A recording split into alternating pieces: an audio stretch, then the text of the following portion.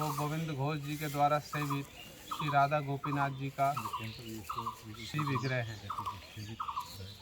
श्री गोविंद घोष जी श्री चैतन्य महाप्रभु जी के बड़े ही प्रिय परिकर हैं।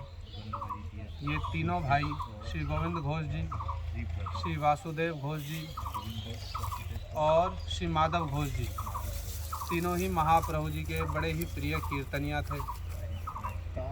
ब्रज में जो कलावती सखी हैं, जो राधा कृष्ण को बड़े सुंदर रूप में नाना प्रकार के गान श्रवण कराती हैं।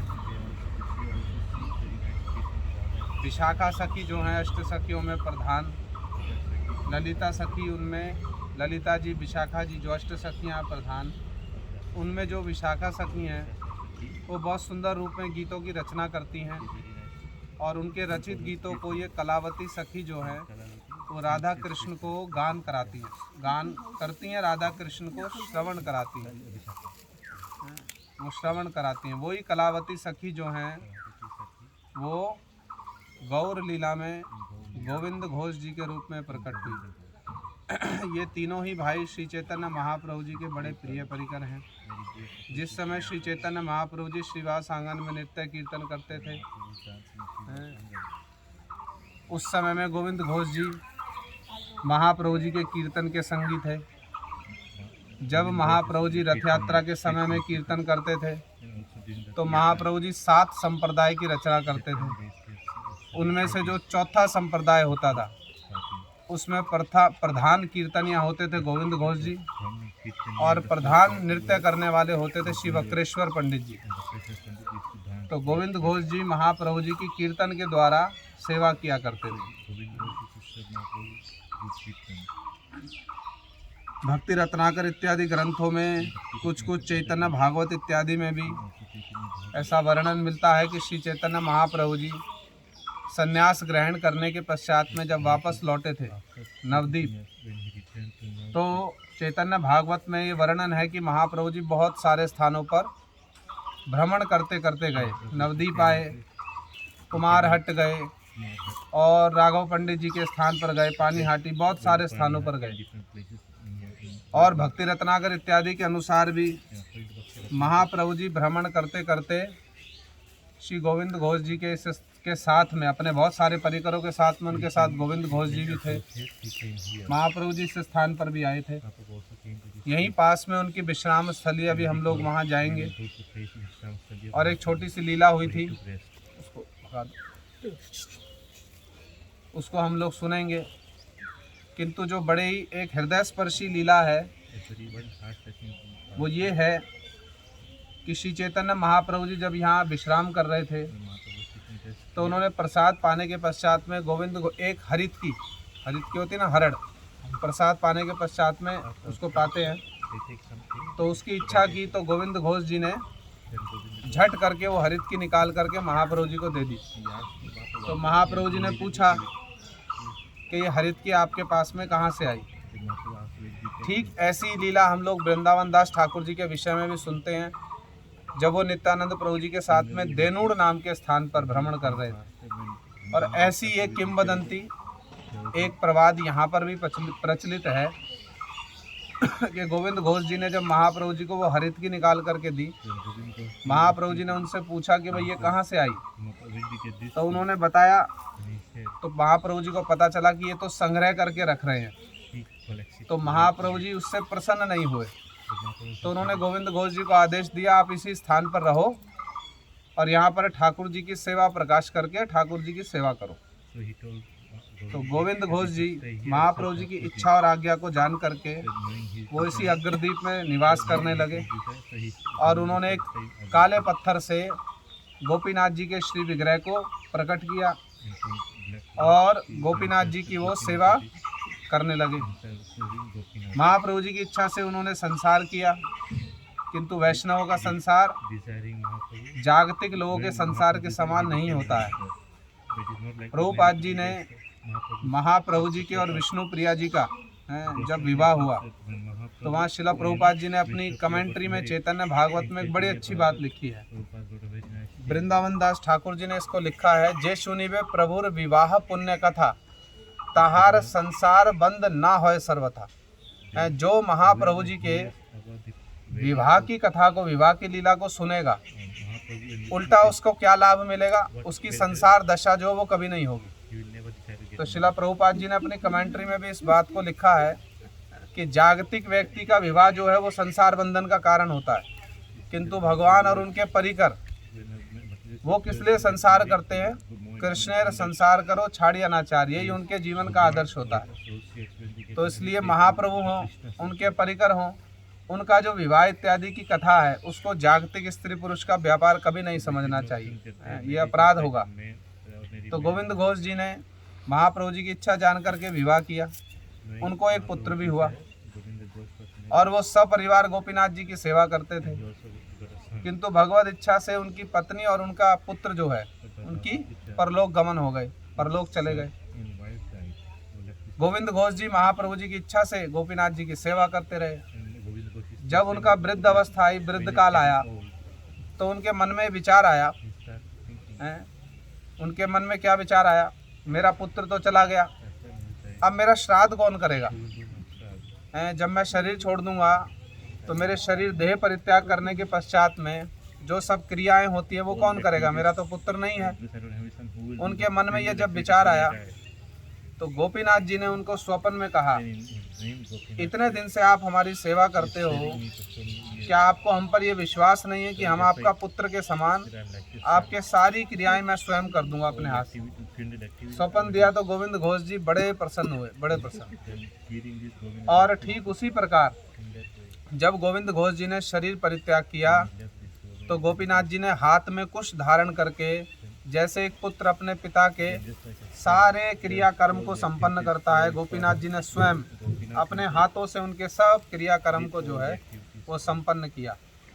आज भी जब गोविंद घोष जी की तिरोभाव तिथि आती है तो गोपीनाथ जी के हाथ में कुश धारण कराया जाता है और गोपीनाथ जी जो हैं वो गोविंद घोष जी के सारे श्राद्ध कर्म को, सारे श्राद्ध कर्म को जो है वो अपने हाथों से संपन्न करते हैं। तो शिला प्रभुपाद जी कहा करते थे, भगवान के ऊपर में विश्वास यही क्या है? भजन राज्य की मूल भित्ति है। जैसे भगवान ने गीता में कहा है, सर्वधर्मान परित्यज्य माम एकम शरणम व्रजा अहम त्वाम सर्व पापेभ्यो मोक्षयिष्यामि मा शुचः। सब धर्मों का परित्याग करके एकमात्र मेरी शरण तुम ग्रहण करो। भगवत वचनों पर यदि विश्वास हो जाए, जितने परिमाण में भगवत वचनों पर विश्वास है, गुरु वचनों पर विश्वास है, उतने परिमाण में हमारी भक्ति जो है ना उसका आधार उतने परिमाण में ही दृढ़ है। तो गोपीनाथ जी ने गोविंद घोष जी की सेवा को स्वीकार किया और गोविंद घोष जी की इस कीर्ति की जो घोषणा है वो आज भी इस अग्रदीप में आकर सुनने को मिलती है। ये जो गोपीनाथ जी हैं, हमारे महाराज जी बतलाया करते थे, उनके मुख से हमने सुना है, इन्होंने कभी शिला भक्ति प्रमोद पुरी गोस्वामी महाराज जी को भी स्वप्न दिया था खीर प्रसाद पाने के लिए, आकर के हमारे लिए रसोई बनाओ और हमको खीर बना करके खिलाओ। तो शिला भक्ति प्रमोद पुरी गोस्वामी महाराज जी भी उन्होंने क्या किया, वो इस स्थान पर आए स्वयं और गोपीनाथ जी के लिए खीर रसोई करके उन्होंने गोपीनाथ जी को खीर भोग लगाया। यही शास्त्र का विचार है, भक्तेर द्रव्य प्रभु काड़ी काड़ी खाए, अभक्तेर द्रव्य प्रभु उलटी न चाहे। जो भक्त होते हैं भगवान उनसे बोल करके सेवा ग्रहण करते, छीन छीन करके उनकी वस्तु को खाते हैं। जैसे महाप्रभु जी श्रीधर पंडित जी, श्रीधर पंडित जी की दुकान पर प्रतिदिन जाएंगे, प्रतिदिन 4 दंड कलह करिए, 4 दंड समय तक महाप्रभु कलह करके उनसे एक लौकी कोई केला कुछ खींच करके लाएंगे। क्यों? भक्तेर द्रव्य प्रभु काड़ी काड़ी खाए, छीन छीन कर खाते हैं भक्तों के पास से। और जो अभक्त लोग हैं उल्टी ना चाहे, माने उनकी ओर तो पलट करके देखते भी नहीं है। जैसे दुर्योधन ने कितना 56 भोग लगाया, एक बार पलट करके भी देखा कृष्ण ने उनकी ओर, किंतु विदुर जी के घर में जाकर के केले के छिलके खिला रहे, विदुरानी उसको प्रेम से खा रहे। तो इसलिए भक्तेर द्रव्य प्रभु काड़ी काड़ी खाए। तो इसलिए ये जो स्थान है, यहाँ ऐसे स्थानों पर जब आते हैं ना, इन सब लीलाओं को श्रवण करते हैं, स्मृति होती है, तो हमारा भी भगवान के प्रति, भगवान के विग्रह के प्रति साक्षात भगवत बुद्धि हो, इस भावना के साथ में श्रवण करते हैं। हमारे गुरु महाराज जी कहा करते थे, मथुरा में एक समय गुरु जी कथा कर रहे थे और कथा करते करते गुरु महाराज जी बीच बीच में कुछ कुछ पूछा करते थे। तो गुरु महाराज जी कहते हैं, ये क्या है? मथुरा मठ में जो विग्रह है ना, विग्रह की और गुरुजी ने हाथ दिखाकर कहा ये क्या है? हैं? तो कोई कहता है कृष्ण का विग्रह है। तो गुरु महाराज जी कहते हैं क्योंकि उस दिन एक व्यक्ति आया था। गुरु महाराज जी कथा में बता रहे थे कि उस दिन एक व्यक्ति आया था और बड़ी सुंदर बात है, हृदय स्पर्शी बात है। देखो आकर के स्मरण हो गई। कोई बड़ा प्रतिष्ठित, ना कोई प्रतिष्ठित माने कोई बड़ा प्रसिद्ध व्यक्ति होगा, मथुरा में आया होगा किसी प्रकार से, तो उसने आकर के विग्रह का दर्शन किया। गुरुजी उसको साथ में दर्शन करा रहे थे, साथ में खड़े थे। तो उसने देख करके बोला होगा, गुरुजी कथा में बता रहे, देख कर बोला होगा ये जो विग्रह है ना, ये पत्थर का, जिस पत्थर का बना वो पत्थर जयपुर में मिलता है। तो क्या देखा, ये पत्थर जो है, ये विग्रह आपका जिस पत्थर से बना है ना, ये पत्थर जो है वो कहाँ मिलता है? वो जयपुर में मिलता है। तो गुरु महाराज जी संध्या के समय में इस बात को कितने सुंदर रूप में बता रहे। गुरु जी कहते हैं एक व्यक्ति आया, विग्रह को देखा और विग्रह में उसको क्या दिखाई दिया? उसको विग्रह में दिखाई दिया कि ये पत्थर जो है वो जयपुर में मिलता है। गुरु जी कहते हैं ये जागतिक लोगों का विग्रह दर्शन है, किंतु हमारा दर्शन क्या है? हमारा दर्शन है साक्षात कृष्ण है, कृष्ण का विग्रह नहीं है। ये तो हम साधारण भाषा में कह देते हैं कृष्ण का विग्रह। अरे नाम विग्रह स्वरूप तीन, एक रूप तीन है, भेदनाई तीन, चिदानंद रूप है। नामस चिंतामणि कृष्ण चैतन्य रस विग्रह। नाम, विग्रह और भगवान का स्वरूप, इनमें तो कोई भेद ही नहीं है, कोई भेद नहीं है। वो अंबिका कालना में एक स्थान है, भगवान दास बाबा जी महाराज का एक स्थान है, उनकी समाधि है वहाँ पर। गौर किशोर दास बाबा जी महाराज के समकालीन थे भगवान दास बाबा जी महाराज हैं, उनकी समाधि है जहाँ पर, वहाँ जाओ। उन्होंने विग्रह नहीं रखा कोई, उन्होंने क्या किया, हरे कृष्ण नाम लिख दिया लकड़ी पर, और अभी भी जाओ तो दर्शन मिलता। और वो नाम को ही भोग लगाते हैं, अभी भी नाम को ही भोग लगाते हैं। क्यों? नाम विग्रह स्वरूप तीन, एक रूप, तीनों तो एक ही हैं। तो ये महाजन लोग करके दिखलाते हैं। तो गुरु महाराज जी कितना सुंदर रूप में कथा में बतला रहे हैं। जागतिक व्यक्ति आकर क्या देखेगा, उसने पहचान लिया, उसकी दृष्टि, गुरुजी कथा में करे कितनी पारखी नजर है उसकी, कितनी दृष्टि उसकी तीव्र है। उसने झट से देख लिया कि ये पत्थर जो है वो जयपुर में मिलता। पत्थर को तो पहचान रहा है, किंतु ये विग्रह क्या है? ये साक्षात कृष्ण है। ये कैसे होगा? ये बुद्धि कैसे आएगी कि ये कृष्ण है साक्षात? ये बुद्धि तो बिना वैष्णव संघ के नहीं आएगी, बिना गुरु वैष्णव की कृपा के बुद्धि नहीं आएगी। तो गुरुजी कहते हैं वो पत्थर दर्शन करते हैं, और हम क्या दर्शन करते हैं? हम क्या दर्शन करते हैं? साक्षात कृष्ण है, कृष्ण का विग्रह भी नहीं, साक्षात कृष्ण है। क्यों? नाम विग्रह स्वरूप। प्रभुपाद जी कहा करते थे, लाख लाख लोग जगन्नाथ जी के मंदिर में आते पुरी में दर्शन करने, जगन्नाथ जी का लाख लाख लोग। कोई क्या देखता है? कोई देखता है बड़ा। प्रभुपाद जी तो एक बड़ी विशेष प्रकार की भाषा में वर्णन कर रहे हैं। प्रभुपाद जी कोई कहते हैं कि कोई देख रहा है तो पूरा हाथ पैर ही नहीं है, कोई हाथ पैर नहीं हो। बंगाल में कहते हैं जिसका हाथ पैर नहीं होता ना, उसको एक बड़ी पृथक सी भाषा में एक शब्द कहते हो, तो कहना अच्छा नहीं लगता ठाकुर जी के लिए। किंतु प्रभुपाद जी वर्णन कर रहे हैं, हमारे मुख से तो अच्छा नहीं लगता। प्रभुपाद जी तो वर्णन करके बता रहे कि जागतिक लोगों का दृष्टिकोण कैसा होता है। वो देखते रहे ये तो क्या है, ये तो ठूंठ है, ये तो ठूंठ जैसे हैं, हाथ पैर भी इनके पूरे नहीं है। कोई क्या देखता रहे तो काठ का विग्रह है।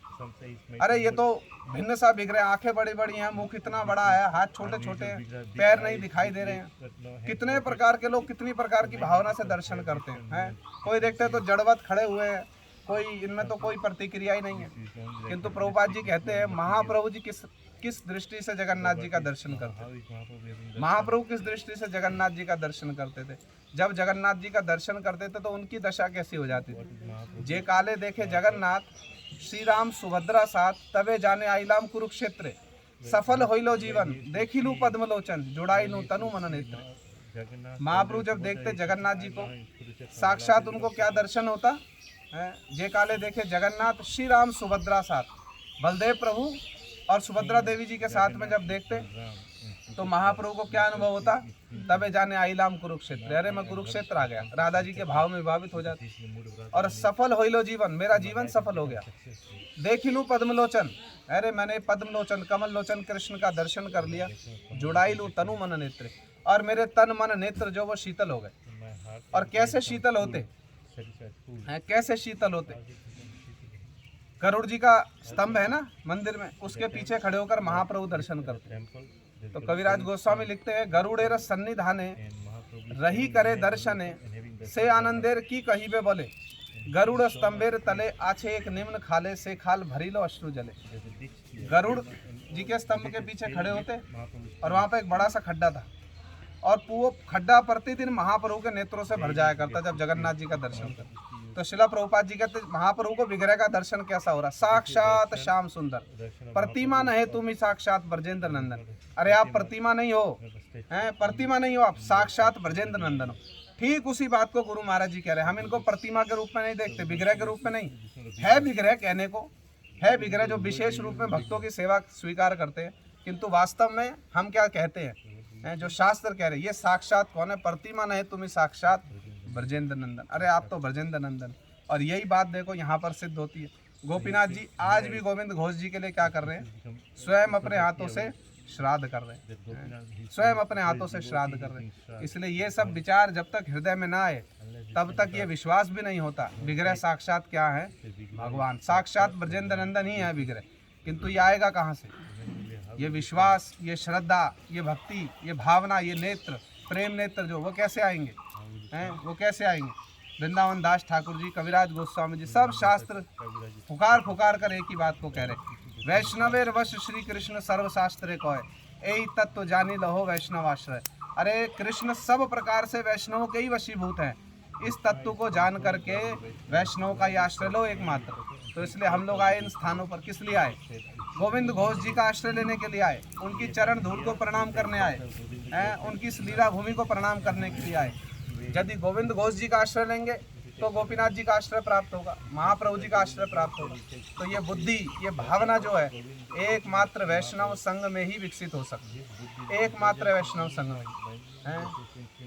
ब्रह्मा जी ने एक बड़ी अच्छी बात कही है ब्रह्म संहिता में, आप लोगों ने सुनी होगी, प्रेमांजन छोरिता भक्ति विलोचने न संता सदैव हृदयेषु विलोकयन्ति यम श्याम सुंदरम चिंतम गुण स्वरूपम गोविंदम आदि पुरुषम तमाम भजामि। ये विग्रह है क्या, वास्तव में क्या है विग्रह, जो हम कहते प्रेमांजन प्रेमांजन छुरिता भक्ति विलोचने न, भक्ति रूपी नेत्रों में, भक्ति से परिपूर्ण नेत्रों में प्रेम रूपी अंजन लगा करके, प्रेम रूपी अंजन लगा करके यम श्याम सुंदरम अचिंतम गुण स्वरूपम, भक्त लोग श्याम सुंदर के जिन अचिंत रूप गुण का दर्शन करते ना अपने हृदय में, और विलोकयन्ति, विलोकयन्ति माने वर्तमान क्रिया है, सब समय दर्शन करते हैं, ऐसा नहीं कि पहले कभी किया था भविष्य में कभी करेंगे। विलोकयन्ति माने सब समय दर्शन करते हैं, और जिसका अपने हृदय में दर्शन करते हैं उसी को जगत कल्याण के लिए वो जगत में विग्रह के रूप में प्रकट कर देते हैं, उसी श्याम सुंदर विग्रह। गोविंद घोष जी अपने हृदय से उन्होंने ये गोपीनाथ जी को प्रकट कर दिया जगत के कल्याण के लिए हैं। और ये विचार, ये सब भावनाएं देखो यहाँ करके कितनी परिपुष्ट हो जाती हैं, कितनी परिपुष्ट। तो इसलिए हम इस स्थान पर आए हैं, कहने के लिए तो कितनी सारी बातें हैं, किंतु इस स्थान पर आए, प्रणाम करें भावना के साथ में गोविंद घोष जी के चरणों में। जिस प्रकार से उन्होंने श्री गोपीनाथ जी की सेवा की, कैसी सेवा की होगी, प्रेम सेवा है। हमारे महाराज जी बड़े सुंदर बात कहा करते थे, स्नेह सेवा अपेक्षा मात्र श्री कृष्ण कृपा। कितनी सुंदर बात है, कृष्ण की कृपा का एकमात्र हेतु क्या है, स्नेह सेवा अपेक्षा मात्र श्री कृष्ण कृपा है। सेवा वशीभूत होए करे स्वतंत्र व्यवहार। कृष्ण जो है ना एकमात्र स्नेहमयी ममतामयी सेवा के ही वशीभूत होते हैं, और स्नेहमयी ममतामयी सेवा के वशीभूत होकर के स्वतंत्र व्यवहार करते हैं। ऐसा सुना होगा, बताओ कहीं श्री विग्रह साक्षात आकर के श्राद्ध कर रहे हो, ऐसा सुना हमने कहीं, कहीं नहीं सुनने को मिलता। किंतु ये सब सुनने को कहाँ मिलेगा, यही महाप्रभु की लीला में सुनने को मिलेगा। स्नेह सेवा अपेक्षा मात्र श्री कृष्ण कृपा। और सेवा के वशीभूत होकर, सेवा के वशीभूत होकर क्या करते, स्वतंत्र व्यवहार करते, अपने भक्त के लिए सब कुछ करने को प्रस्तुत है। गोविंद घोष जी के मन में आया हमारा श्राद्ध कौन करेगा, कहते हैं हम करेंगे श्राद्ध, हम पर विश्वास नहीं है, आपको हम पर विश्वास नहीं है, हमारी इतने प्रेम से सेवा करते हो, हम करेंगे श्राद्ध। और किया श्राद्ध, किया उन्होंने श्राद्ध। तो इसलिए यदि इस प्रकार की प्रेम सेवा हो, ममतामयी सेवा हो, गुरु महाराज जी अभी ये कथा में कह रहे थे थोड़े दिन पहले, ये ममता जो है ना दोनों ओर से होती है, सुना होगा आप लोगों ने। भक्तों की भी ममता होती है कृष्ण के प्रति, कृष्ण की भी ममता होती है भक्तों के प्रति, दोनों ओर से होती है। यही कृष्ण भजन का सर्वोत्तम वैशिष्ट्य भी है, यही कृष्ण भजन का सर्वोत्तम वैशिष्ट्य है। भक्तों की भी ममता होगी कृष्ण के प्रति, कृष्ण की भी ममता होगी भक्तों के प्रति। तो ऐसी ममता, ऐसी भावना, उसका कुछ छीटा कूटा भी हमारे हृदय में संचरित हो, इसी भावना के साथ में गोविंद घोष जी के चरणों में प्रणाम करेंगे, इस लीला भूमि को प्रणाम करेंगे। बोलो गोविंद घोष ठाकुर की जय, वासुदेव घोष ठाकुर की, माधव घोष ठाकुर की, श्री राधा गोपीनाथ की, सच्चिदानंद गौर हरि की जय, हरि हरि।